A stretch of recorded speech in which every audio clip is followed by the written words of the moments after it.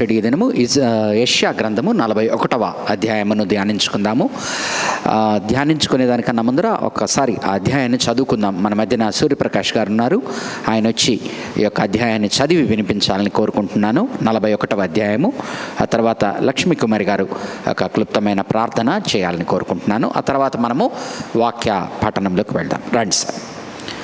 యెషయా గ్రంథము 41వ అధ్యాయం.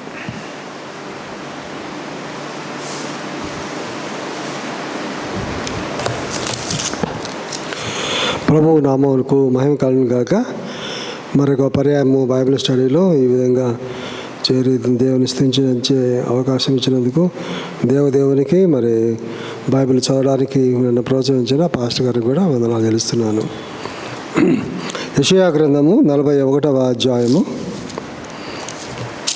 ద్వీపములారా నా ఎదుట మౌనముగా నుండుడి, జనములారా నూతన బలము పొందుడి. వారు నా సన్నిధికి వచ్చి మాట్లాడవలెను. వ్యాజ్యము తీర్చుకొనుటకు మనము కూడుకొందుము రండి. తన ప్రవర్తన అంతటిలో నీతిని జరిగించు వారిని తూర్పు నుండి రేపి పిలిచిన వాడెవడు? ఆయన అతనికి జనములను అప్పగించుచున్నాడు, రాజులను లోపరుచున్నాడు. ధూళివలే వారిని అతని ఖడ్గమునకు అప్పగించుచున్నాడు. ఎగిరిపోవు పొట్టువలే అతని వింటిని వారిని అప్పగించుచున్నాడు. అతడు వారిని తరుముచున్నాడు. తాను ఇంతకు ముందు వెళ్ళని త్రోవనే సురక్షితముగా దాటిపోవచ్చున్నాడు. ఎవడు దీన్ని ఆలోచించి జరిగించను? ఆది నుండి మానవ వంశములను పిలిచిన వాడనైన యెహోవానగు నేనే. నేను మొదటి వాడను, కడవరి వాడితోనూ ఉండువాడను. దీపములు చూచి దిగులు పడుచున్నవి, బూదిగంతములు వణుకుచున్నవి. జనులు వచ్చి చేర్చున్నారు. వారు ఒకరికొకడు సహాయం చేసుకుందురు. ధైర్యము వహించమని ఒకరితో ఒకడు చెప్పుకుందురు. అతుకుటను గూర్చి అది బాగుగా ఉన్నదని చెప్పి శిల్పి కంసాన్ని ప్రోత్సాహపరచును. సుత్తితో నునుపు చేయువాడు దాగలి మీద కొట్టు వానిని ప్రోత్సాహపరచును. విగ్రహము కదలకుండా పనివాడు మేకులతో దాన్ని బిగించును.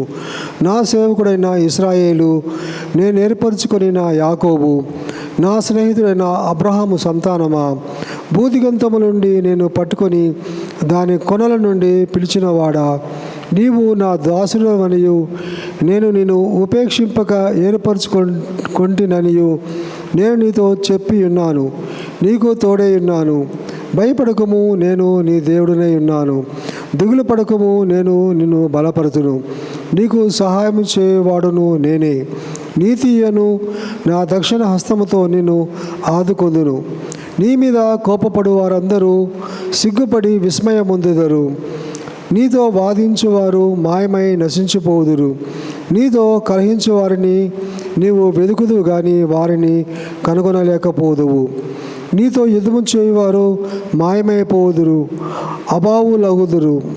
నీ దేవుడనైనా యెహోవానకు నేను భయపడకము, నేను నీకు సహాయం చేసేదనని చెప్పుచు నీ కుడి చేతిని పట్టుకొనిచున్నాను. పురుగు వంటి యాకోబు, స్వల్ప జనమగు ఇశ్రాయేలు, భయపడకుడి, నేను నీకు సహాయం చేయుచున్నాను అని యెహోవా సెలవిచ్చున్నాడు. నీ విమోచకుడు ఇశ్రాయేలు పరిశుద్ధ దేవుడే. కుక్కలు పెట్టుబడి పదునుగల కక్కులు పెట్టబడి పదునుగల కొత్తదైన నురిపిడి మ్రానుగా నిన్ను నియమించి ఉన్నాను. నీవు పర్వతములను నూర్చుదువు, వాటిని పొడి చేయుదువు, కొండలను పొట్టువలే చేయుదువు. నీవు వాటిని గాలించగా గాలి వాటిని కొనిపోవును, సుడిగాలి వాటిని చెదరగొట్టును. నీవు యెహోవాను బట్టి సంతోషించుచుందువు. ఇశ్రాయేలు పరిశుద్ధ దేవుని బట్టి అతిశయపడదు. దీన దరిద్రులు నీళ్లు వెలుగుచున్నారు. నీళ్లు దొరకక వారి నాలుక దప్పిచేత ఎండిపోవచ్చున్నది. యెహోవా అను నేను వారికి ఉత్తరం ఇచ్చేదను. ఇశ్రాయేలు దేవుడనైనా నేను వారిని విడనాడను. జనులు చూచి యెహోవా హస్తము ఈ కార్యము చేసిననియు, ఇశ్రాయేలు పరిశుద్ధ దేవుడు దీన్ని కలుగజేసిననియు తెలుసుకొని నమస్కరించి స్పష్టంగా గ్రహించినట్లు చెట్లు లేని మెట్టల మీద నేను నదులను పారజేసేదను. లోయల మధ్యను ఊటలను ఉపక చేసేదను. అరణ్యమును నీటి మడుగాను, ఎండిన నేలను నీటి బుగ్గలుగాను చేసేదను. నేను అరణ్యములో దేవదారు వృక్షములు, తుమ్మ చెట్లను, గొంజి చెట్లను, తైల వృక్షమును నాటించెదను. అడవిలో తమాల వృక్షములను, సరళ వృక్షములను, నేరేడు వృక్షములను నాటెదను. వ్యాజ్యమాడుడని యెహోవా అనుచున్నాడు. నీ రుజువు చూపించుడని యాకోబు రాజు చెప్పుచున్నాడు.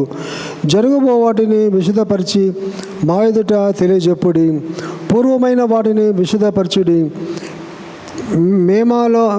మేమాలో నుంచి వాటిని ఫలమును తెలుసుకున్నట్లు వాటిని మాకు తెలియజెప్పుడి.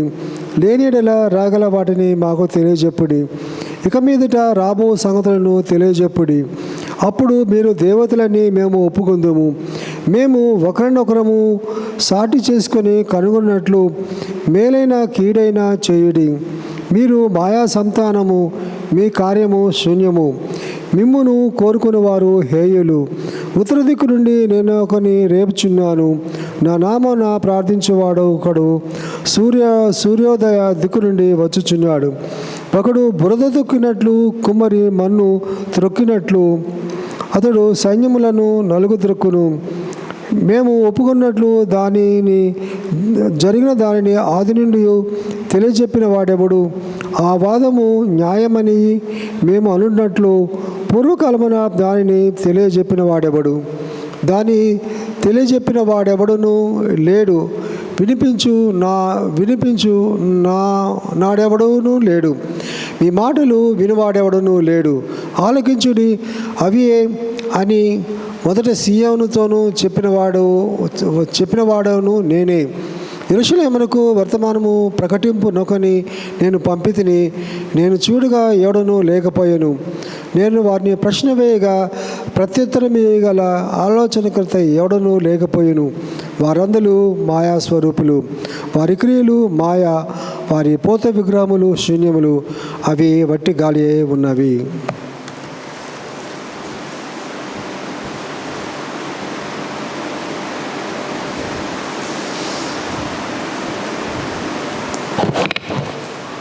ప్రార్థన చేసుకుందామండి. సర్వసృష్టికి కారణభూతుడైన మా పర్లకు దేవా, నీకు స్తోత్రం నాయన. సకల ఆశీర్వాదములకు కారణభూతుడైన మా పర్లకు తండ్రి, నీకే స్తుతి స్తోత్రం వందనాలు చెల్లించుకుంటున్నాం నాయన. స్తుతులకు పాత్రుడా, స్తోత్రార్హుడా అయ్యా, నీకే స్తుతి స్తోత్రం వందనాలు చెల్లించుకుంటున్నాం నాయన. సర్వోన్నతుడా, స్తుతి పాత్రుడా, రాజులకు రాజా, ప్రభుల ప్రభ, అనంత జ్ఞానివైన తండ్రి, ఆది సంభూతుడా, దయాదాక్షిణ్యపూర్ణుడా, కృపా సమృద్ధి గల తండ్రి, దీర్ఘశాంతుడా, ఆశ్చర్యకరుడా, అద్భుతకర్త, నిత్యుడకు తండ్రి, సమాధానకర్త, జీవము గల మా గొప్ప దేవ, సైన్యములకు అధిపతి యెహోవా తండ్రి నాయన, నీ బంగారు పాదములకు వెలలేని స్థితి స్తోత్రం వందనాలు చెల్లించుకుంటున్నాం నాయన. కెరూబులతోనూ సెరూబులతోనూ దేవదూతలతోనూ 24 మంది పెద్దలతోనూ నాయన నిత్యము పరిశుద్ధుడు పరిశుద్ధుడు పరిశుద్ధుడు అని గాన ప్రతిధ్వనులతో స్తుతింపబడుతున్న మా పరలోకపు తండ్రి యేసునైనా, నీ బంగారు పాదములకు వెళ్ళలేని స్థితి స్తోత్రం వందనాలు చెల్లించుకుంటున్నాం నాయన. ఎక్కడ ఇద్దరిని నామనుకుడి ప్రార్థన చేస్తారో అక్కడ నేనున్నానన్నావు తండ్రి ప్రభ. మరి మీరు మా మధ్య సంచరిస్తున్నందుకు, మా ప్రార్థన ఆలకిస్తున్నందుకు దేవాతి దేవ, మీకే వేలాది కృతజ్ఞత స్తుతి స్తోత్రం వందనాలు చెల్లించుకుంటున్నాం తండ్రి. ఆకాశం దేవుని సింహాసనం తండ్రి, భూమి దేవుని పాదపీఠం నాయన. భూమి ఆకాశంలో ఎందుండి సదా మమ్మల్ని నీ కృపలో కాచి కాపాడుతున్న మా గొప్ప దేవ, మహిమగల మా తండ్రి, నీకే స్తుతి స్తోత్రం వందనాలు చెల్లించుకుంటున్నాం నాయన. అల్పులము, అయోగ్యులము, అపాత్రులము, ఎన్నిక లేని వారం తండ్రి. అయినప్పటికీ మరి నీ కృపాబాహుళ్యం చేత కనికరించి నీ దక్షిణ హస్తం తెత్తిపెట్టి నీ రక్షణ భాగ్యమును మాకు అనుగ్రహించిన ఆయన, నిత్యము నీ కృపలో మమ్మల్ని నడిపిస్తున్న మా పరమ తండ్రి యేసునైన, నీకే వేలాది కృతజ్ఞతాస్తుతి స్తోత్రం వందనాలు చెల్లించుకుంటున్నాం తండ్రి ప్రభ. మా స్థితిగతులను మార్చగల పరమ తండ్రి యేసునైన, నీ బంగారు పాదములకు వెళ్ళలేని స్థితి స్తోత్రం వందనాలు చెల్లించుకుంటున్నాం తండ్రి. నాయన కీర్తనలో మొదటి కీర్తనగా నాయన ప్రభా, దుష్టుల ఆలోచన చొప్పున నడవక, పాపుల మార్గము నిలువక, అపహాసకులు కూర్చుండు చోటను కూర్చుండక, యెహోవా ధర్మశాస్త్రమునందు ఆనందించు దివారాత్రము దాన్ని ధ్యానించువాడు ధన్యుడు అన్నాడు ప్రభా. అతడు నీటి కాలువల యొర నాటబడింది, ఆకు వాడక తన కాలమందు ఫలమిచ్చు చెట్టు వలె ఉండును, అతడు చేయునదంతయు సఫలమగును అన్నాడు ప్రభా. అవునైనా మేము నిత్యము నిన్ను స్తుతించి కనపరిస్తే మా జీవితాలు ధన్యం తండ్రి ప్రభా. నాయన ఎంతో శ్రమపడి నాయన ప్రభా నీ వాక్యమును వివరించుచుండగా తండ్రి ఎంతోమంది ఈ ధన్యతను పోగొట్టుకుంటున్నారు తండ్రి ప్రభా. నీ చిత్తమైతే తండ్రి నీ పాదములను బట్టి శరణు వేడుకుంటున్నాను నాయన. వారి మనసులో మీరుండి తండ్రి ప్రభా వాక్యంలోని మర్మాలను అర్థం చేసుకోవడానికి ప్రభా త్వరపడి నాయన ప్రభా దేవాలయానికి రావడానికి నాయన వారందరి మనసులను మీరు ప్రేరేపించమని ప్రభా మీరే ఘనత మహిమ ప్రభావాలను పొందుమని మా ప్రభువును నీ ప్రియకుమారుడైన యేసుక్రీస్తు నామమున మిక్కిలి వినయంతో అడిగి వేడుకొంచున్నాను తండ్రి. ఆమేన్.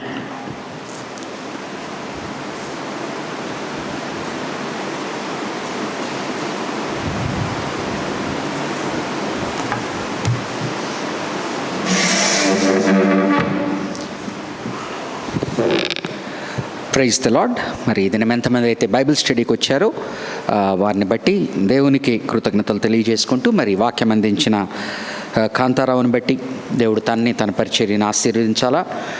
టీచర్ కనుక నిర్భయంగా నిలబడి చెప్పగలిగారు. Very good. ఇర్మియా ప్రవక్త. ఓకే, దేవుడు మిమ్మల్ని ఆశీర్వదించును గాక.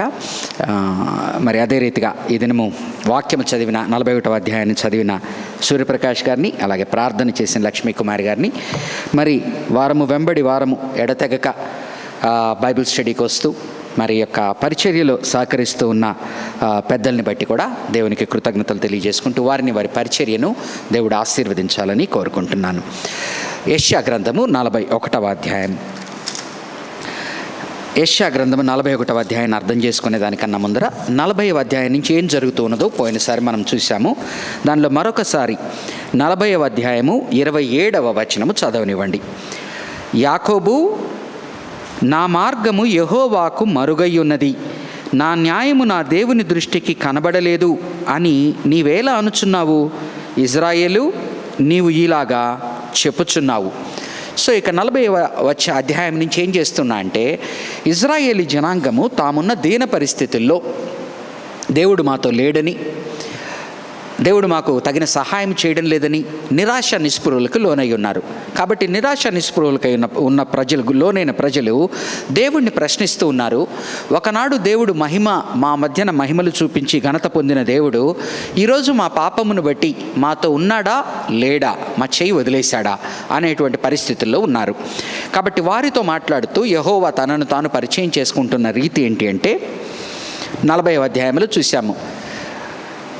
నేను నిన్న మొన్న వచ్చిన దేవుణ్ణి కాదు, నేను ఈ యొక్క యావత్ భూమిని యావత్ లోకములను సృష్టించిన సృష్టికర్త అయిన దేవుణ్ణి. సృష్టికర్త అయిన దేవుణ్ణైన నేను ఈ యొక్క భూమిని నా యొక్క కృపలో భద్రపరుచుకొని నడిపేటువంటి ప్రక్రియలో మీ కుటుంబాలను, ఆ యొక్క ఇజ్రాయేలీ కుటుంబాలని నేను ఎన్నుకొని ముందరికి తీసుకువెళ్తూ ఉన్న సమయంలో మీరు దారి తప్పిపోయినా, మీరు మాట తప్పినా నేను మాట తప్పని దేవుడను. కాబట్టి మీరు ఏ భయము పొందవలదు. ఈ సృష్టికర్త అయిన యెహోవా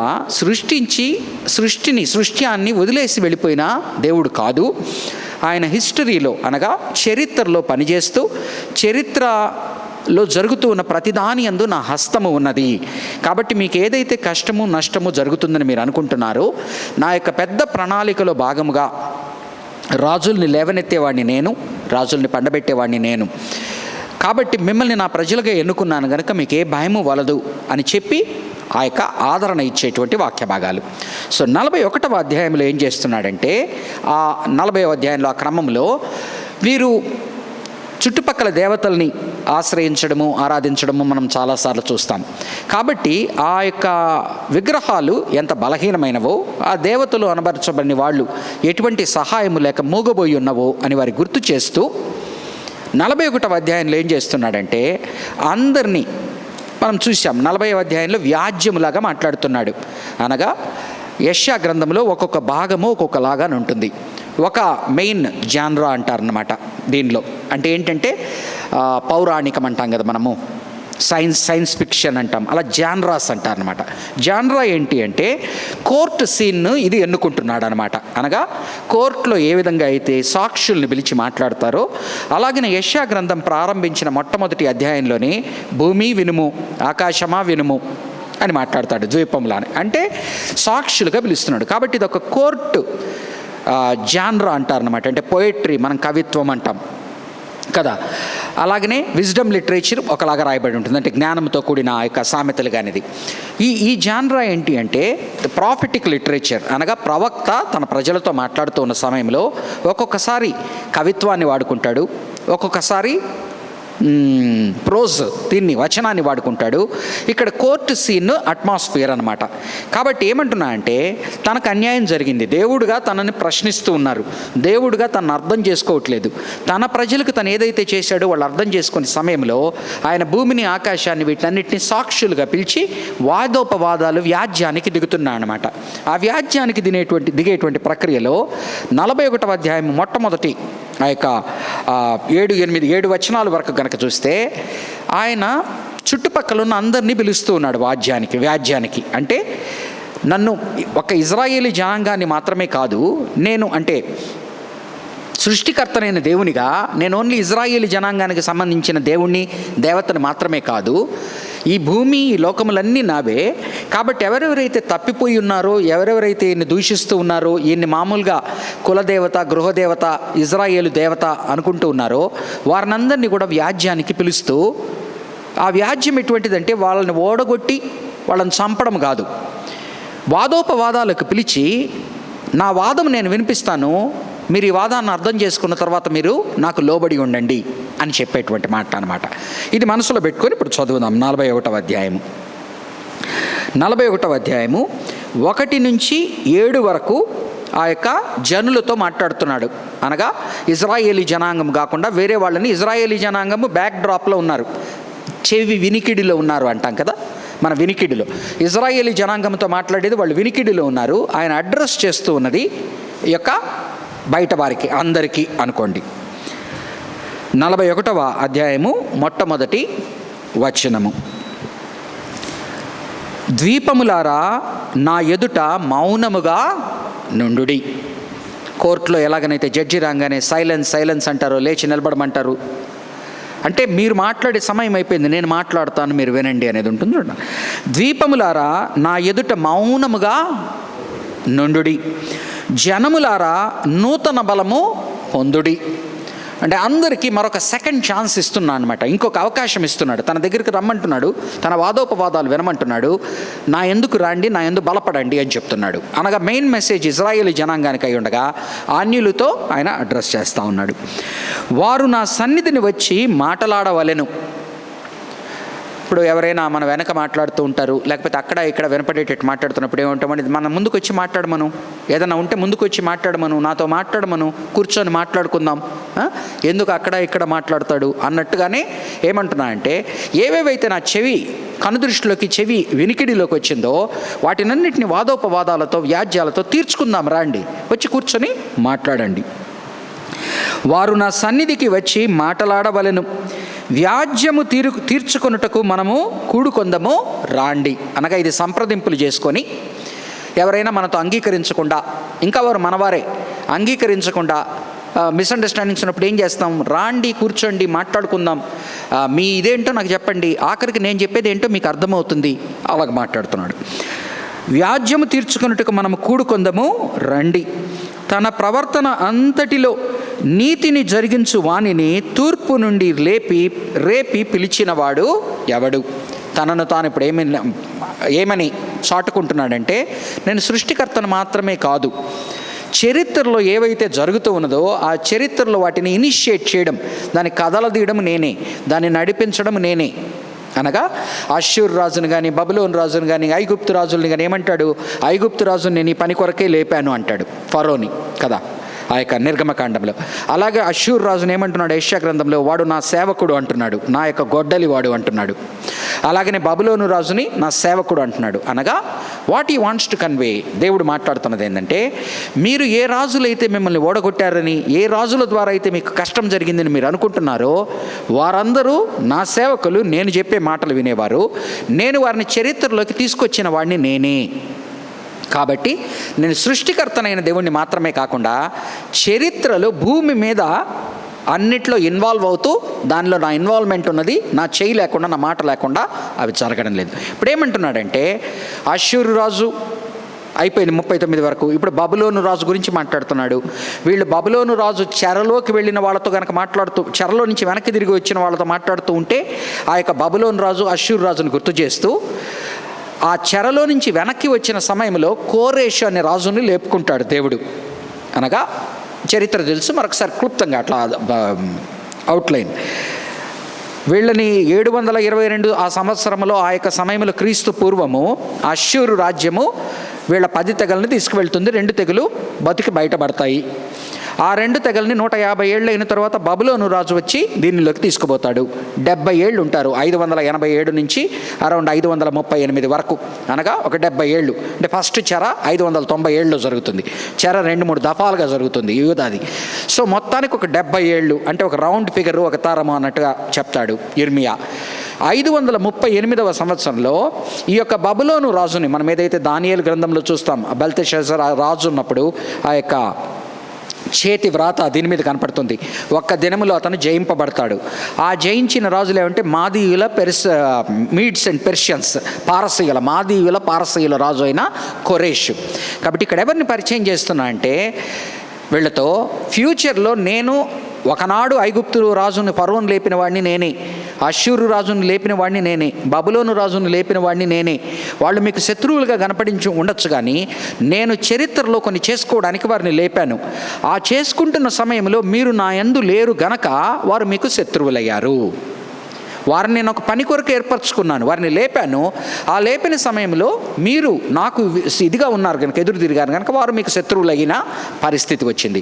ఇప్పుడేమంటున్నా అంటే, అదిగో చూడండి చరిత్రలో తూర్పు నుంచి నేను ఒకరిని లేపుతున్నాను.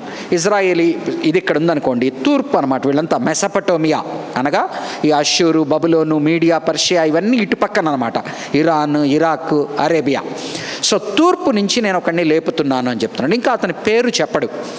44వ అధ్యాయంలోనో 45వ అధ్యాయంలోనో కోరేషు మహారాజు అని పేరును ఉచ్చరిస్తాడు.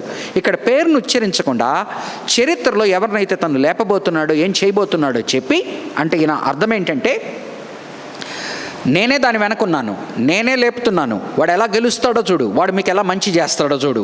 కాబట్టి వీటి వెనకంతా ఉన్నది నేను.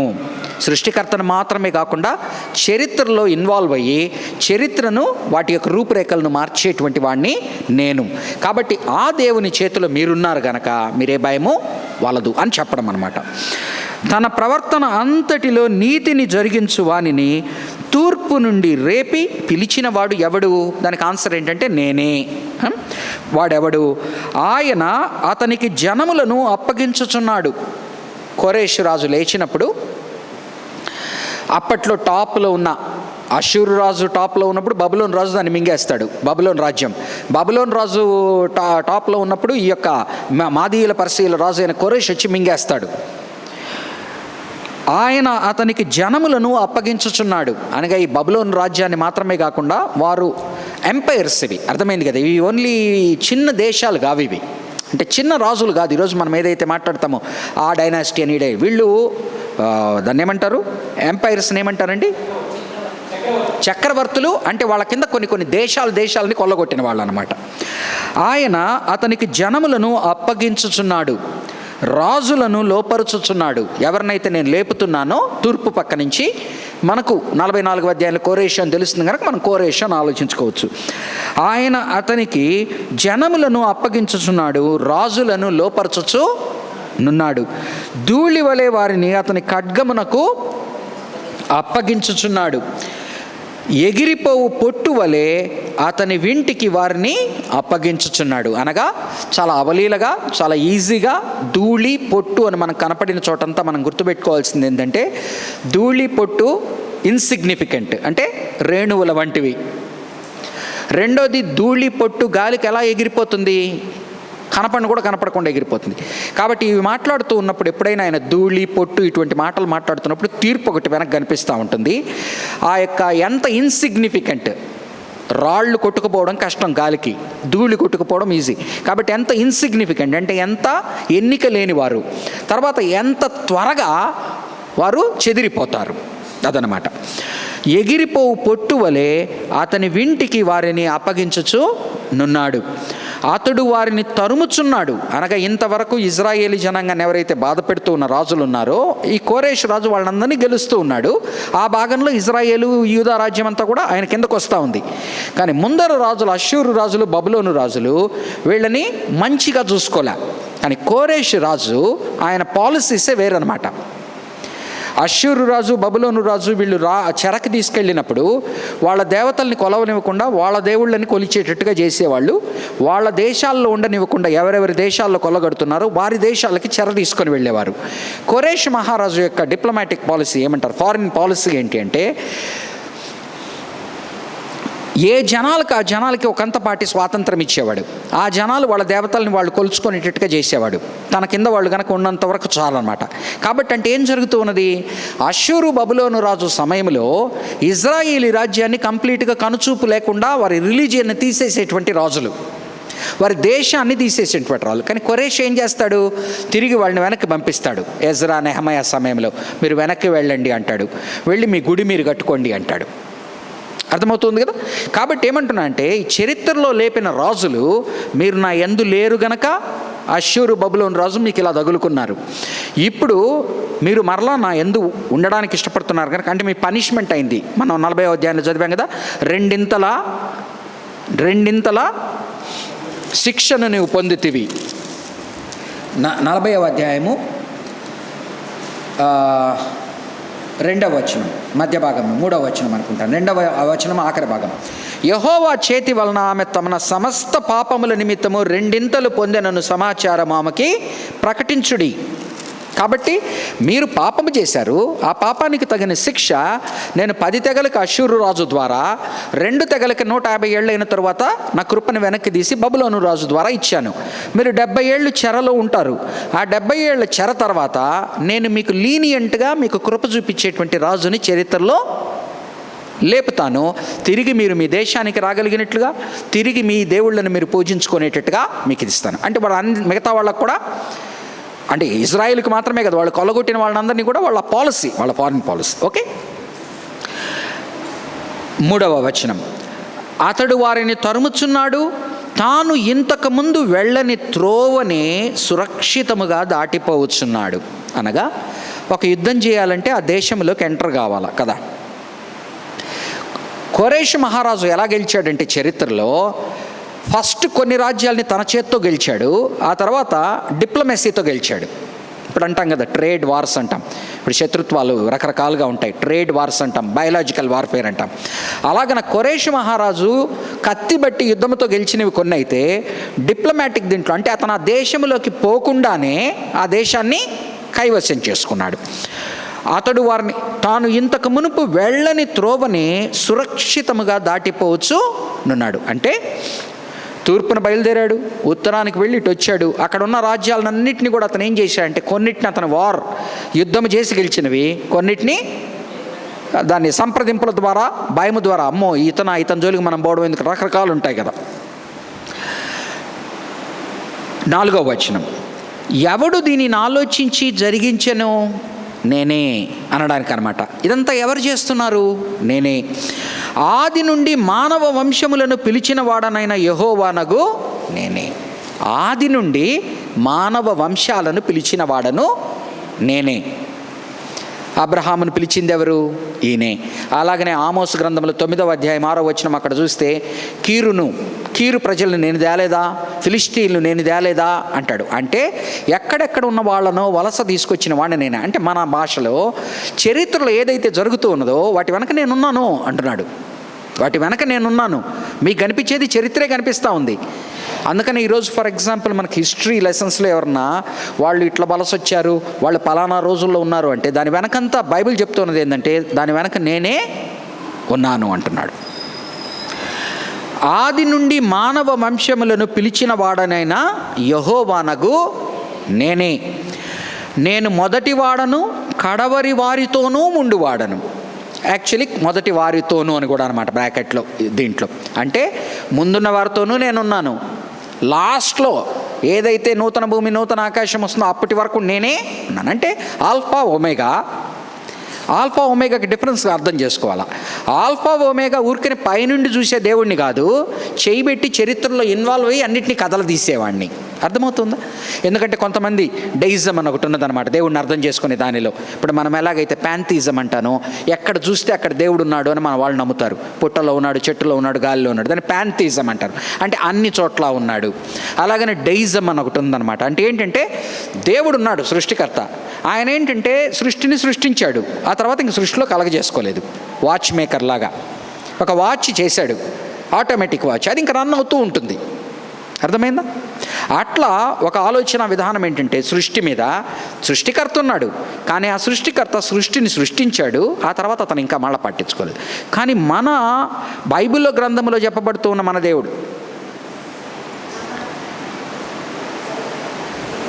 బైబిల్ గ్రంథంలో చెప్పబడుతూ ఉన్న మన దేవుడు ఎలాంటి దేవుడు అంటే సృష్టికర్త మాత్రమే కాదు, సృష్టిలో కలగజేసుకొని చేయబెట్టి ఆయనే అన్నీ చేసేవాడు. అంటే చేసి వదిలిపెట్టేసి వెళ్ళిపోయాడు అంటారు కదా, కంటే సరిపోతుందా పిల్లల్ని వదిలిపారేసి వెళ్ళిపోతున్నారు అంటారు కదా, అట్నే ఆయన కన్నాడు, వాళ్ళని వదలలేదు అని చెప్తున్నాడు అన్నమాట. ఆది నుండి మానవ వంశములను పిలిచిన వాడనైన యెహోవానగు నేనే, నేను మొదటి వాడను, కడవరి వారితోనూ ఉండు వాడను. అంటే I'm a personal God. Theological టర్మ్స్లో ట్రాన్సెండెంట్ అంటే అక్కడెక్కడో ఉన్నాడు, దేవుడు ఉన్నాడని అందరూ చాలా, కానీ ఆ దేవుడు నా జీవితంలో కలగజేసుకుంటున్నాడు. నా జీవితంలో కలగజేసుకోవడమే కాకుండా నా జీవితంలో జరిగే సన్నివేశాలు, చరిత్రలో ఏవైతే జరుగుతున్నాయో వాటినన్నిటినీ ఆయనే కదలదీస్తున్నాడు. అంత మాత్రాన అది నాకు అపాయకరంగా ఉండేవి కాదు, నాకు మంచి జరగడం కొరకే చేస్తున్నాడు. ఎందుకంటే ఆయన నా మీద అంత చల్లటి చూపు కలిగి ఉన్నాడు. అన్యులకు దేవుని బిడ్డలకు మధ్యన డిఫరెన్స్ ఆలోచన. 5వ వచనం, ద్వీపములు చూచి, ఇప్పుడు ఇలాగున ఆయన ఎప్పుడైతే నేను పలానావు చేశాను ఆయన చరిత్రలో తిరగలాడుతున్న దాన్ని బట్టి ఏమంటున్నా అంటే, ఎవరినైతే పిలుస్తూ ఉన్నాడో రండి నన్ను ఈ విధంగా అర్థం చేసుకోండి అని పిలుస్తూ ఉన్నాడో వాళ్ళందరూ ఈయన దగ్గరికి రాకుండా ఈయన్ని ఆశ్రయించకుండా కంగారు పడిపోతున్నారు.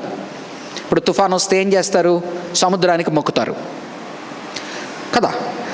ఇప్పుడు నది చాకలి వాళ్ళు ఎక్కడైతే ఉంటారో చూడండి, నది దగ్గర ఒక చెట్టు, అక్కడ ఒక ఇది పెడతారు. అంటే ఏంటి?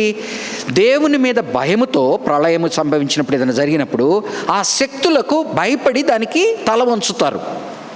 వీళ్ళు అలా ఏం చేస్తున్నారంటే, దేవుడు తాను శక్తిమంతుడిగా బయలుపరుచుకుంటున్న సమయంలో వీళ్ళు పరిగెత్తెళ్ళి మానవ విగ్రహాలు, దేవతలను సృష్టించుకొని విగ్రహాలని సృష్టించుకుంటున్నారు.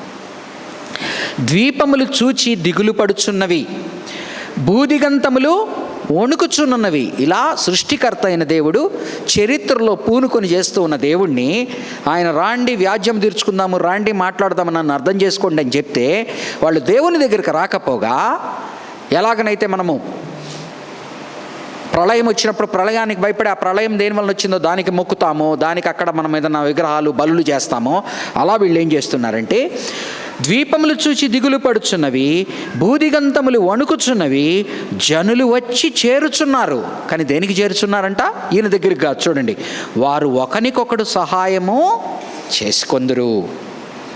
ఈయనేమో నా దగ్గరికి రాండయ్యా, మంచి చెడ్డ మాట్లాడుకుంటాము, నేను ఎలాంటి దేవుణ్ణి మీకు అర్థమయ్యేలా చెప్తాను, ఎలాగనైతే ఇజ్రాయేలీ జనాంగాన్ని ఆశీర్వదించిన అలా ఆయన అందరినీ ఆయన అబ్రహాముని ఎన్నుకున్నా అంటే ఏంటి మనం ఎప్పుడు మర్చిపోకూడదు. ఆయన ఒకరిని ఎన్నుకున్నా అంటే, అబ్రహాముని ఎన్నుకున్నా అంటే ఆదామును ఆయన ఫస్ట్ ప్రేమించి ఉన్నాడు. ఆదాములో నుంచి ఇచ్చిన సంతానం తప్పిపోతూ ఉంటే అబ్రహామును వెతుక్కున్నాడు. అంత మాత్రాన అబ్రహాము వాళ్ళ మీద చూపిస్తున్నా అంటే అందరి మీద చూపించడానికి అతని ఛానల్గా వాడుకుంటూ ఉన్నాడు. ఆయన ఒక వ్యక్తిని పిలుచుకున్నప్పుడు ఆ వ్యక్తి ద్వారా ఆయన లోకంలో తన పనులు ఏమున్నాయో అవి జరిపించుకోవడానికి పిలుచుకుంటాడు. అంత మాత్రం ఈ వ్యక్తిని వదిలేస్తాడని కాదు. మనము దీని నుంచి నేర్చుకోవాల్సిన పాఠం ఏంటంటే, ఆయన నన్ను ఎన్నుకున్నాడు కనుక నన్ను వదలడు. ఆయన ఎన్నుకున్నాడు కదా అని నేనేదో ఇది అనుకొని నేను నా ఇష్టానుసారంగా జీవించకూడదు. ఆయన నన్ను ఎన్నుకున్నది దేనికి అంటే, నా ద్వారా నన్ను వెజల్గా వాడుకొని నా ద్వారా నన్ను పాత్రగా వాడుకొని, సాధనముగా వాడుకొని ఆయన లోకంలో కొన్ని చేయడానికి వస్తున్నాడు. కాబట్టి నేను దానిలో నుంచి ధైర్యం పొందుకోవాల్సింది నన్ను ఎన్నుకున్నాడనే ధైర్యం. నన్ను ఎన్నుకున్నాడు కదా అని చెప్పి నేనేదో గొప్ప అని అనుకోవడానికి లేదు. అందుకనే ఇది ఇజ్రాయేలీ జనాంగంతో ఆయన పదే పదే చెప్తాడు, మిమ్మల్ని ఎన్నుకున్నాను అంటే మీరు బలవంతులని కాదు, బయట వాళ్ళకన్నా మీరు ఇంకా బలహీనులు, ఇంకా తక్కువ వారు. కొరింథీ పత్రికలో కూడా ఏమంటాడు, మీలో ఎంతమంది ఘనమైన కుటుంబాల నుంచి పొందారు, ఎంతమంది ఆర్థికమైన దీని నుంచి. 1వ అధ్యాయము ఆఖరి వచన భాగాలు 26 నుంచి కొరింథీ మొదటి పత్రిక. అంటే ఏం చూపుతున్నాడు? ఆల్వేస్ హిస్ ఎలక్షన్, ఎవరినైతే ఆయన ఎన్నుకుంటాడో అది ఇట్స్ ఎ ప్రివిలేజ్.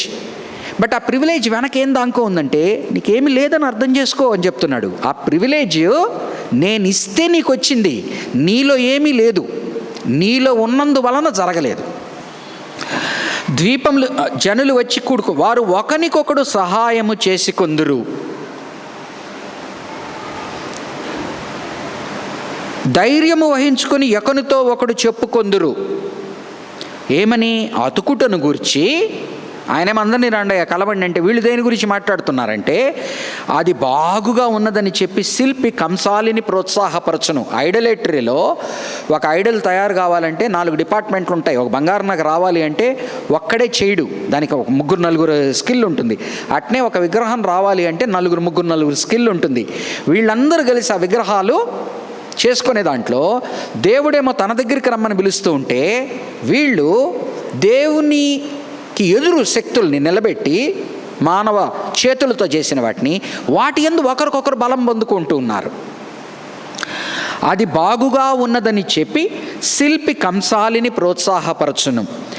సుత్తెతో నునుపు చేయువాడు దాగలి మీద కొట్టువానిని ప్రోత్సాహపరచును. ఆ యొక్క ట్రేడ్లో ఎవరెవరైతే ఒకరికొకరు మీరు దీన్ని గుర్తు చేసుకోవాలంటే ఎఫెసీ సంఘంలో, ఎఫెసీ పట్టణానికి వెళ్ళినప్పుడు అక్కడ ఆర్టెమిస్ అనే దేవత వాళ్ళ బిజినెస్ పడిపోయిందని చెప్పి స్మిత్స్, కంసాలి వాళ్ళందరూ కలిసి వస్తారు. అక్కడ మీరు ఆ వాక్యాలు చదివినట్లయితే దానితో రిలేటెడ్ ట్రేడ్ ఎవరెవరైతే ఉన్నారో వాళ్ళ దగ్గరికి ఒక నాయకుడు వెళ్ళి ఆయన మాట్లాడేదేంటి, మన దేవతకి ఇంత అన్యాయం జరుగుతూ ఉంది, ఈ దేవతకు అన్యాయం జరిగితే లోకమంతా ఏమైపోతుందని చెప్తా. అతను ఏమనేది, మన వ్యాపారాలు ఏమవుతాయి, మనం బ్రతుకుతున్నది దేని మీద అనగా కొన్ని రిలీజియస్ ప్లేసెస్ అక్కడ కనుక అది ఆగిపోతే దాని వెనక కొన్ని బోల్డ్ని బిజినెస్లు ఉంటాయి, టూరిజం ఉంటుంది, బోల్డ్ అని ఇంకా అర్థమైంది కదా.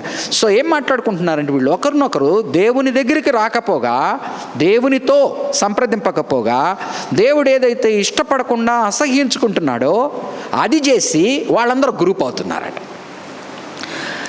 విగ్రహము కదలకుండా పనివాడు మేకులతో దానిని బిగించును. ఏంటిది అంటే ఎక్కడ ఎప్పుడు వచ్చినా కూడా మీరు గుర్తుపెట్టుకోండి విగ్రహారాధన గురించి.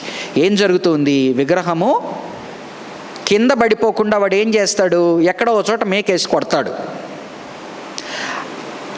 కదలకుండా కొడతాడు. ఎందుకని?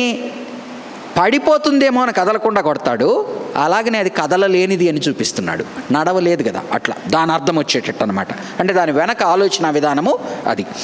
విగ్రహము కదలకుండా అంటే ఇట్ ఈస్ నాట్, అది ఎక్కడ దానంతట అది నిలబడలేకుండా పడిపోతుందో అని దాని ఒక చోటకి బిగిస్తాడు, అది ఎక్కడికి పోలేదు అని సార్కాస్టిక్. విగ్రహము కదలకుండా పనివాడు మేకులతో దానిని బిగించు. ఇది జనుల ఆలోచన విధానాలు. ఇశ్రాయేలు వారు ఏమవుతున్నారు, ఇలాంటి జనుల్ని చూసి, ఇలాంటి ఆలోచన విధానాలను చూసి సృష్టికర్త అయిన దేవుడు సృష్టించి వీరిని స్పెషల్గా తన వాళ్ళగా చేసుకుంటే వీళ్ళు వీటిని చూసి వాళ్ళలాగా కలిసిపోయేటువంటి స్థితికి వచ్చే కదా చెరకపోయింది. ఏమంటున్నాడంటే 8వ వచనం, 8వ వచనం నుంచి 20వ వచనం వరకు కూడా ఈ యొక్క మూడు రకాలుగా 3 ఇమేజెస్తో, దాన్ని ఏమంటారు, 3 అలంకారాలతో ఇజ్రాయేల్ను బలపరుస్తూ ఉన్నాడు. మొట్టమొదటి అలంకారం ఏంటంటే 8 నుంచి 13 వరకు, నువ్వు చతికిలబడిపోయి ఓడిపోయిన సేవకుడు కాదయ్యా, నువ్వు ఈరోజు చెరలోకి వెళ్ళావని, నీ రాజ్యం కోల్పోయావని, లేకపోతే చెరలోకి వెళ్తావని, రాజ్యం కోల్పోతావని అంత మాత్రం నువ్వేమీ చితికిన వాడివి కాదు, చీప్ అయిన వాడివి కాదు, నీవేది తగ్గిపోలేదు. నీవు నా యందున్న వాడివి విక్టోరియస్. తర్వాత 14 నుంచి 16 వరకు తనను తాను పురుగుగా, అంటే ఏం నాలో ఏముంది అంటాం కదా పెంట కుప్పలో మనం ఒకసారి ప్రార్థనలో, అయ్యా అలాగా ఆలోచిస్తూ ఉన్న వాళ్ళని నువ్వు అది కాదయ్యా అంటున్నాడు. 17వ అధ్యాయం 17వ వచనం నుంచి 20వ వచనం వరకు ఇలా ఊరికిని మాటలతో బలపరచడం మాత్రమే కాకుండా నీకు కావలసినవన్నీ నేను ఇస్తాను అని చెప్తున్నాడు. ఇప్పుడు చూద్దాం 8వ అధ్యాయం 8వ వచనం నుంచి 13వ వచనం వరకు. నీవు పడిపోయినా చితికి నలిగిపోయినా దేనికి పనికిరాని వాడవు కాదయ్యా, నీవు విజయుడవు లెయ్యి అంటున్నాడు. నా సేవకుడైన ఇజ్రాయేలు ఎవరు? నా సేవకుడైన ఇజ్రాయేలు, నేను ఏర్పరచుకొనిన యాకోబు, నా సేవకుడైన ఇజ్రాయేలు, నీ అందట నువ్వు కాలేదయ్యా, నేను నిన్ను ఏర్పరచుకున్నాను. అండ్ నిన్ను ఎంత ప్రేమిస్తున్నానంటే, మన నాన్న ఫ్రెండ్స్ మనల్ని ఎంత ప్రేమిస్తారు? మన నాన్న ఫ్రెండ్స్ ఉంటారు, క్లోజ్ ఫ్రెండ్స్ అనుకోండి, వాళ్ళు వచ్చి మన మీద ఒక రకమైన మమకారం ఉంటుంది. నా స్నేహితుడైన అబ్రహాము సంతానమా. అబ్రహాం అంటే మీ తాత ఎవరయ్యా? నా ఫ్రెండు నిన్ను వదులుతానా మరి? అందుకని సామెతల గ్రంథంలో ఏమంటుంది? నీ తండ్రి యొక్క స్నేహితుడిని ఎప్పుడు కూడా మరొకము వదలకము. నా స్నేహితుడైన అబ్రహాము సంతానం అంటే 3 రకాలుగా సేవకుడు, ఏర్పరచుకొనినవాడు. అంటే నీకు ఒక పని ఉందయ్యా, నేను ఏర్పరచుకున్నది అర్థం చేసుకోవాలా. దేవుని యొక్క ప్రేమ విషయంలో మనం చాలాసార్లు మిస్ అయిపోతాం. దేవుడు మనల్ని ఏర్పరచుకున్నది ఎందుకు? మనలో ఏ ప్రత్యేకత లేదు, అదొకటి అర్థం చేసుకోవాలా. 2, మనల్ని ఎందుకు ఏర్పరచుకున్నాడు? ఏదో పని చేయడానికి, మన ద్వారా ఏదో చేయడానికి. కాబట్టి మనం ఏర్పరచుకున్నాడు అనే బిరుదును వాడుకుంటూ ఆయన దేని కొరకు ఏర్పరచుకున్నాడో ఆ పని చేయలేదనుకో, మగ్గు కొనుక్కున్నాం, దానికి చిల్లుంది, వేస్ట్ కదా. అలాగని ఇజ్రాయేల్ని ఆయన ఏర్పరచుకున్నది ఒక కారణానికి, దాంట్లో ఫెయిల్ అయిపోయారు. చుట్టుపక్కల జనాంగాలకంతా నువ్వు మోడల్గా ఉండాలయ్యా అంటే, చుట్టుపక్కల జనాంగాలను చూసి వాళ్ళకి రాజు ఉన్నాడు, మాకు రాజు కావాలా. మా దేవుడేమో మాకు కనబడట్లేదు, మందసంలో లైట్ కూడా లేదు, లోపలికి పోనివ్వట్లేదు. వాళ్ళకైతే మందసంలో ఒక దాన్ని ఏమంటారు, విగ్రహం కనపడతా ఉంది, పండగలు జరుగుతున్నాయి. ఈ కనిపించని దేవుడు ఏంటి? భూదిగంత 9:10 భూదిగంతములుండి నేను పట్టుకొని దాని కొనల నుండి పిలుచుకొనినవాడా. నువ్వు ఎక్కడ లేదయ్యా, ఆషామాషిగా నువ్వేదో దారిలో పోతుంటే నాకు దొరికిన వాడవు కాదు అంటే దాంట్లో వ్యంగ్యం ఆలోచించండి. నువ్వెక్కడో ఉన్నావు, నీకు నేను తెలీదు, నీ పనుల్లో నువ్వు బిజీగా ఉన్నావు, నువ్వే ఏదో గొప్పవాడు అనుకుంటున్నావు. నేనేం చేశాను? అక్కడికి వెళ్ళి అబ్రహాం ఏ విధంగా అయితే ఇస్సాకు కొరకు సంబంధం కొరకు ఎక్కడికి పంపిస్తాడు, ఎక్కడో రిబ్కాకు కానీ లాబానుకు కానీ మర్చిపోయారు కూడా, అబ్రహామును మర్చిపోయారు. మా బంధువు ఒక ఆయన ఉన్నాడు, వలసపోయాడు వేరేవాడని. నేనేం చేస్తున్నాడు? అట్లా నువ్వు ఎక్కడో ఉన్నావు, ఎన్నిక లేకుండా ఉన్నావు, నువ్వు ఎవరి పరిధిలో లేవు, దాన్ని ఏమంటారు, ఎవరి విజన్లో లేవు, కనుచూపు మేరలో లేవు. నేను నిన్ను వెళ్ళి, నీవు నా దాసుడవనియు నేను నిన్ను ఉపేక్షింపక ఏర్పరచుకొంటిననియు నేను నీతో చెప్పియున్నాను. ఒకవేళ ఏదన్నా కనుక ఇప్పుడు మనం ఉన్న పరిస్థితుల్లో ఒకనాడు చేసిన దేవుడు ఈరోజు నాతో లేడా అని మనం అనుకుంటూ ఉంటే, మనతో మాట్లాడుతున్న మాట ఏంటంటే, ఒకనాడు నీకు చేసి గుర్తు చేసుకోయా, అదే దేవుడినే నేను నీ మీద ఇంట్రెస్ట్ కలిగి ఉన్నాను, నేను నీతో చెప్పి ఉన్నాను, నీకు తోడై ఉన్నాను, భయపడకుము, నేను నీ దేవుడై ఉన్నాను, దిగులు పడకము, నేను నిన్ను బలపరుతును, నీకు సహాయము చేయువాడను నేనే. ఎన్నిసార్లు నేనే అంటున్నాడు అంటే ఏంటంటే, వీటిని మొక్కద్దయ్యా, వాటి వెనక వెళ్ళొద్దయ్యా, ఏమి ప్రయోజనం ఉండదయ్యా, నువ్వు దేవుణ్ణి కాకుండా వేరే ఏది పట్టుకున్నా నీకు ప్రయోజనం ఉండదని గడ్డం పట్టుకొని బతిమాలుతున్నాడు. నీకు సహాయము చేయువాడను నేనే, భుజం తట్టి ధైర్యం పరుస్తున్నాడు. నీతి అను నా దక్షిణ హస్తముతో నిన్ను నిన్ను ఆదుకొందును. ఎక్కడెక్కడైతే మీకు నీతి అని కనిపిస్తుందో చూడండి, 2వ వచనంలో నీతిని జరిగించువాన్ని, అదంతా కూడా ఏంటంటే నీతి అనే మాటకు అర్థం వెనక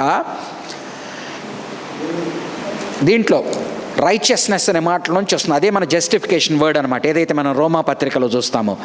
అంటే ఆయన నీతితో ప్రవర్తించడం అంటే ఏంటంటే, అవినీతిగా ఉన్న నిన్ను, పనికిరాని నిన్ను రక్షించడం, అర్థమైంది కదా.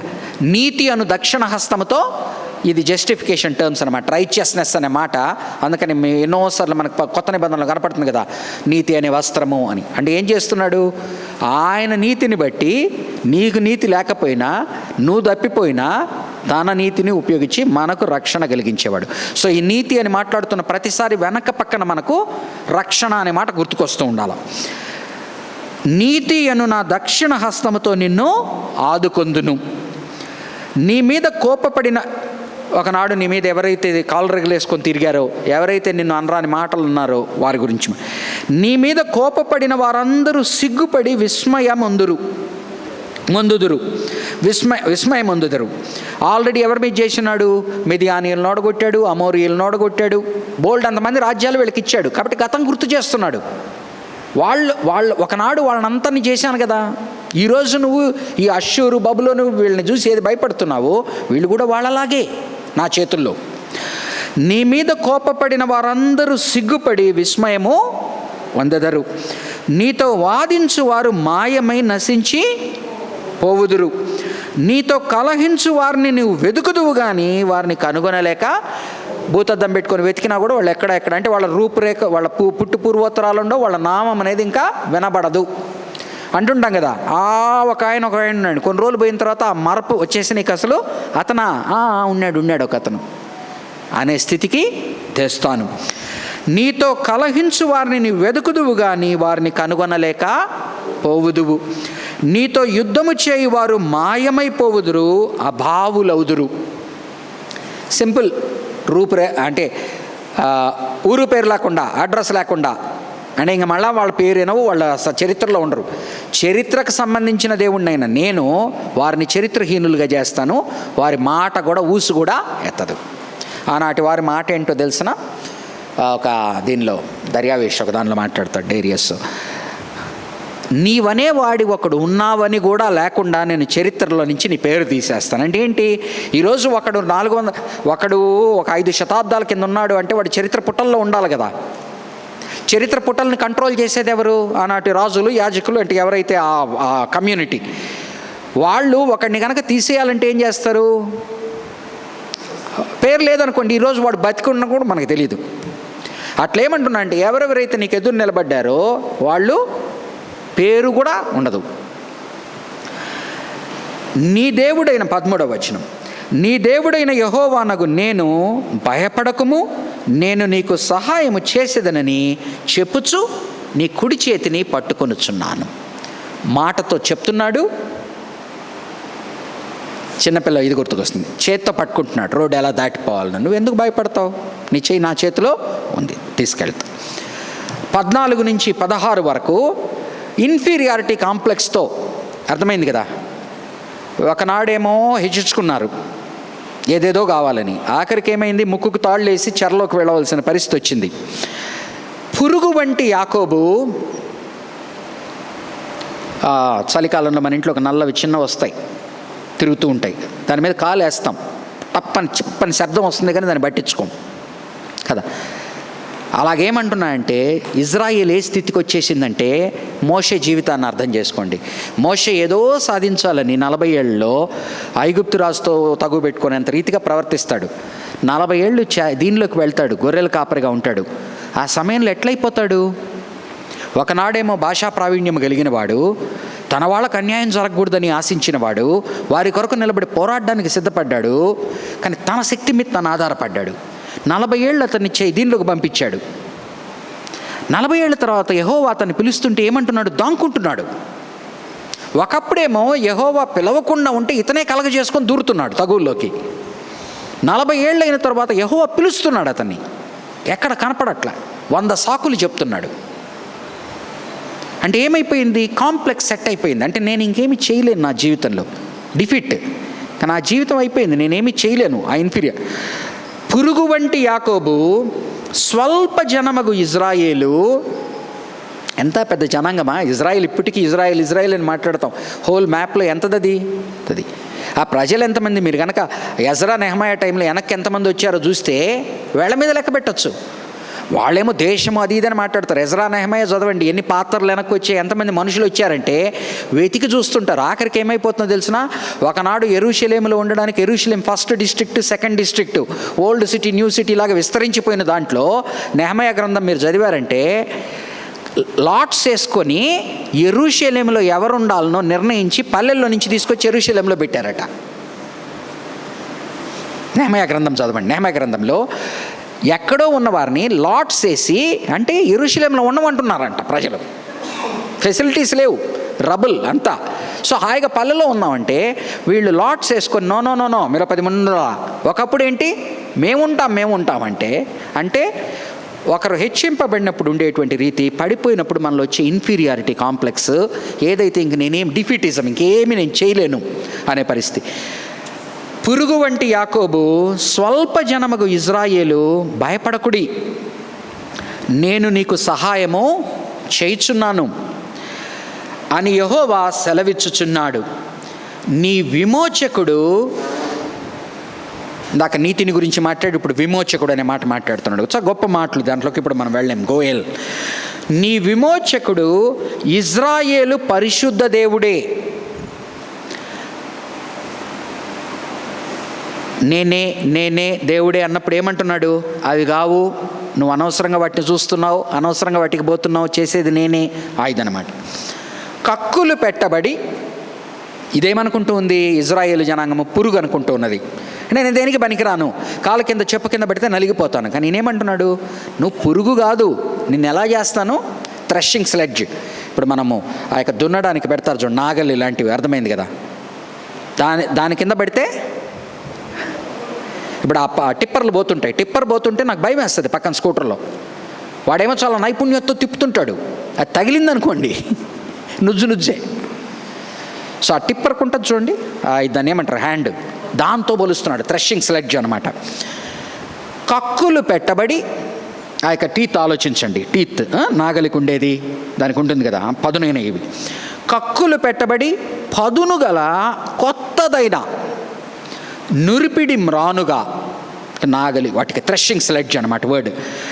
నురిపిడి మానుగా నిన్ను నియమించి, నువ్వేమో పురుగు అనుకుంటున్నావు, చెప్పు కింద పెడితే టప్పని శబ్దం వచ్చి పోయేటువంటి పురుగు అనుకుంటున్నావు.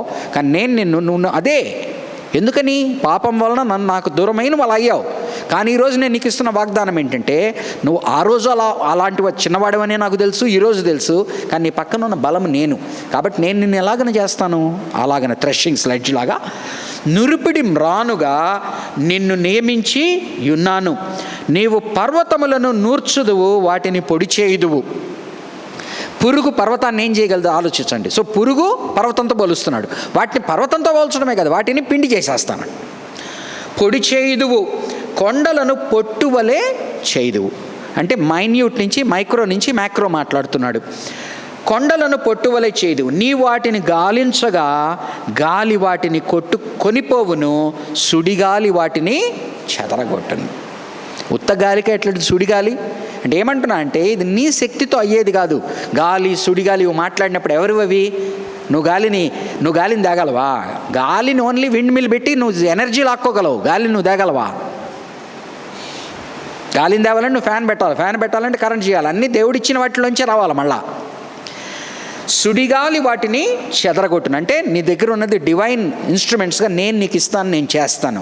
కాబట్టి ఈరోజు మనతో మాట్లాడుతున్నది కూడా ఏంటంటే, దీనమైన స్థితిలో ఉన్నాను అనుకున్న నిన్ను దీనమైన స్థితి కాదు, నేను నీతో ఉన్నాను, నేను నిన్ను బలపరుస్తాను.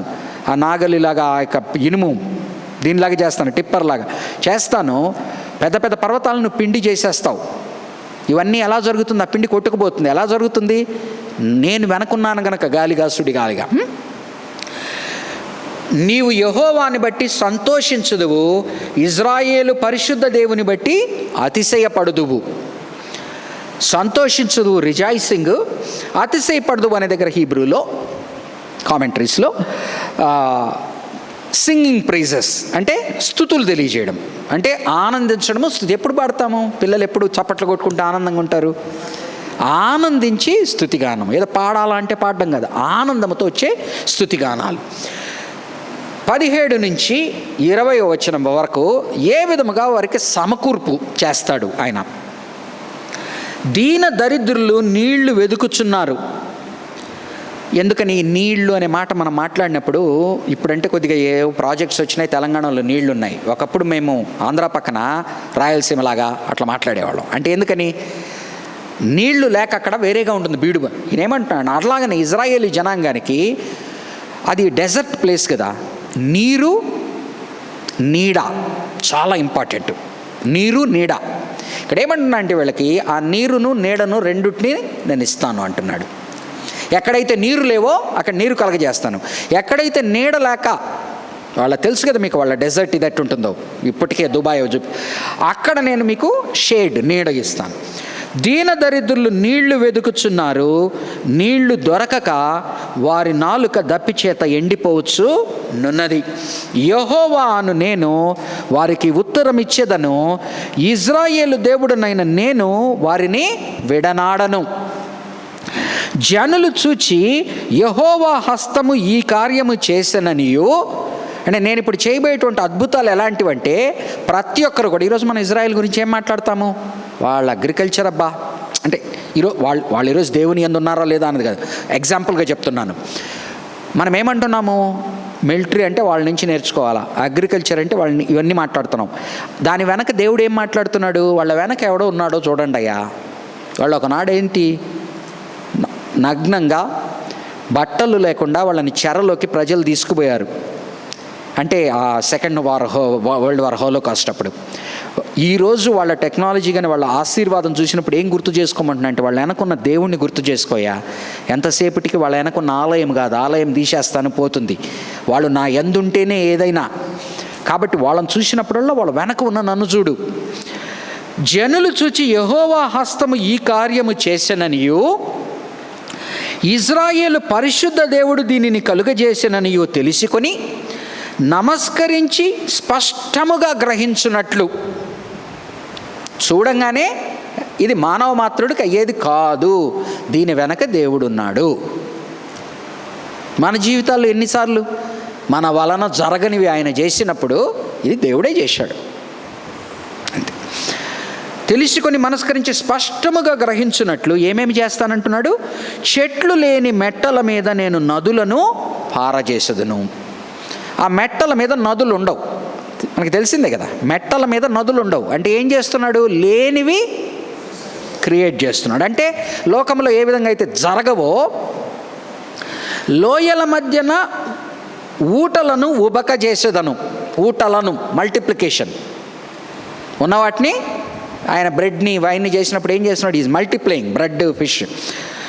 అరణ్యమును నీటి మడుగుగాను, ఎడారి, అరణ్యం అన్న చోట వాళ్ళ వర్డ్ మనకు అరణ్యం అని వస్తుంది. ఇంగ్లీష్ వర్షన్స్లో చూస్తే డెజర్ట్, అంటే వాళ్ళ ప్రదేశము బీడు భూమి.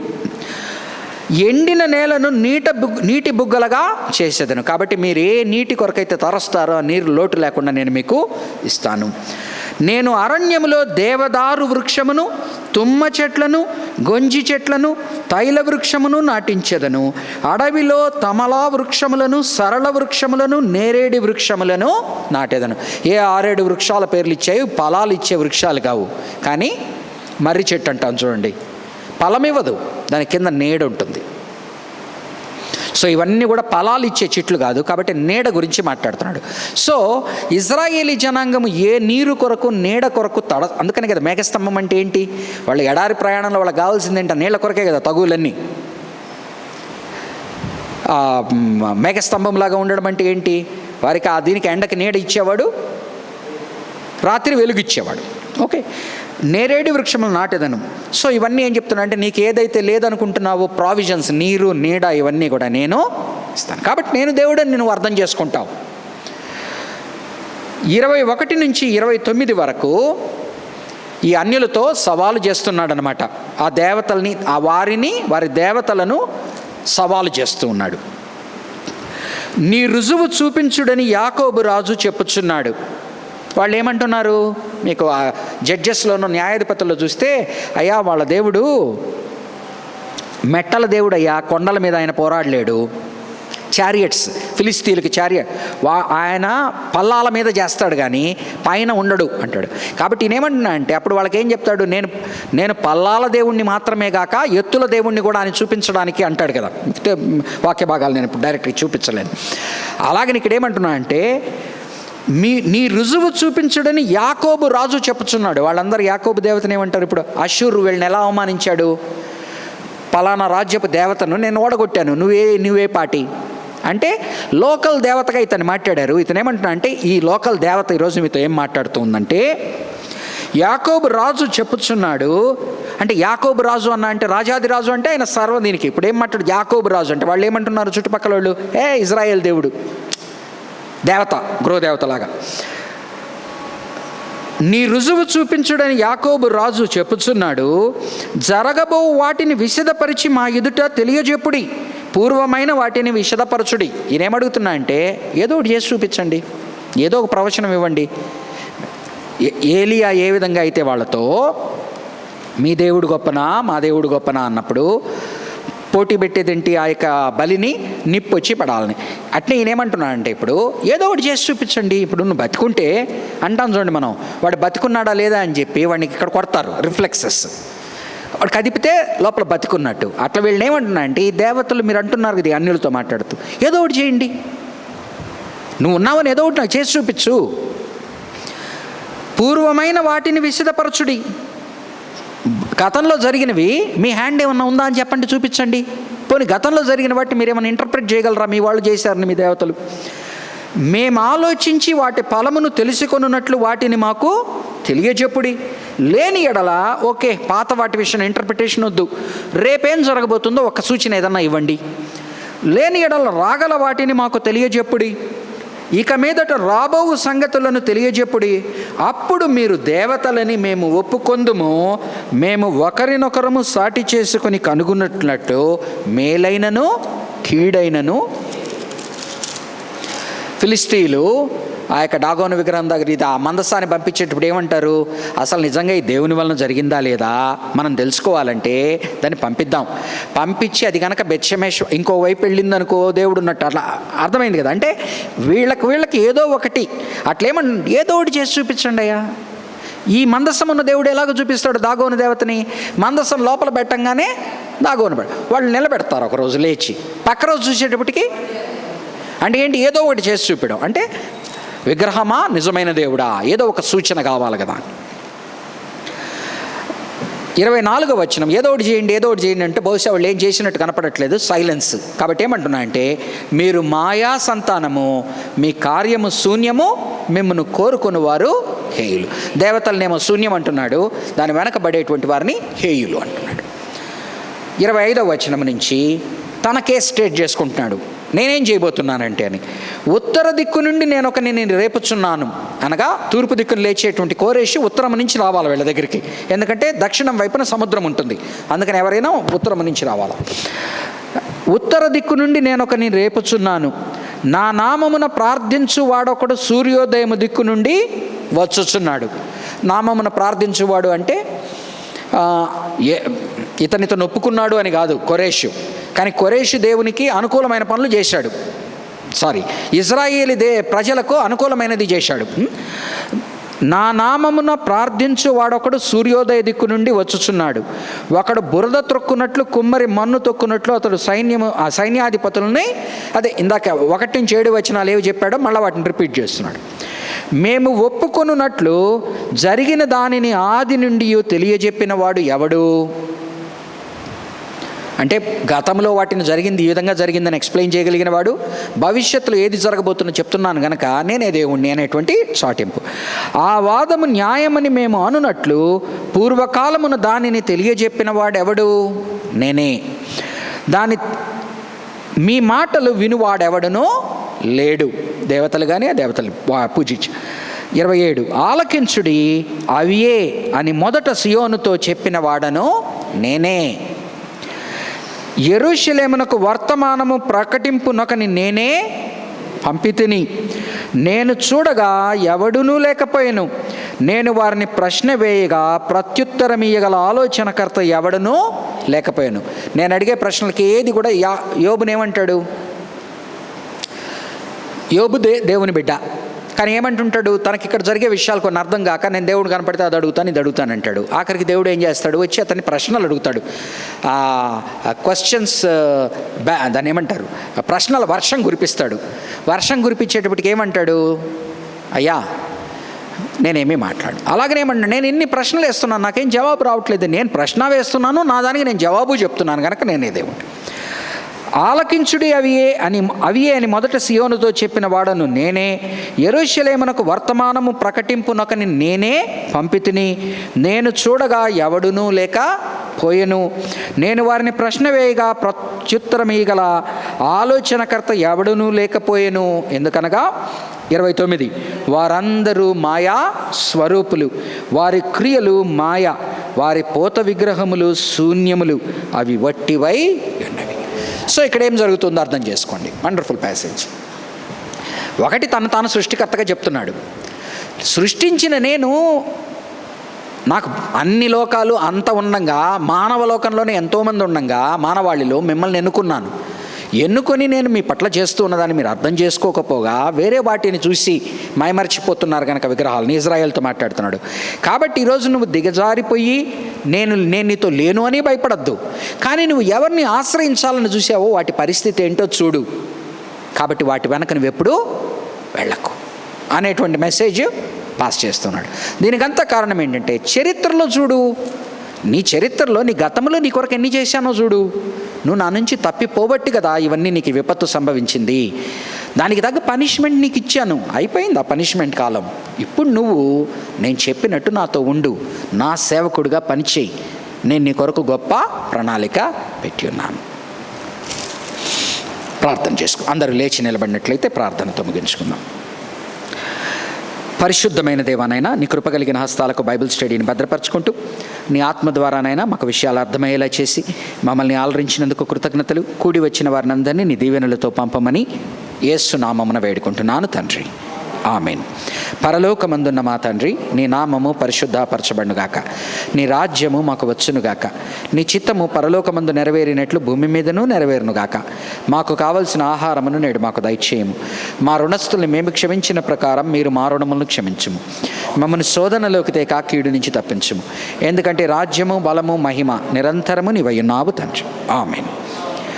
త్రియేక దేవుని ఆశీర్వాదము, కాపుదల, భద్రత, మేలైన దీవెనలు కూడి వచ్చిన వారి మీదను, వారి కుటుంబాల మీదను, మరి మన సంఘ పరిచర్య మీదను ఇప్పుడు ఎల్లప్పుడూ సదాకాలము తోడయుండునుగాక, ఆమేన్. God bless you.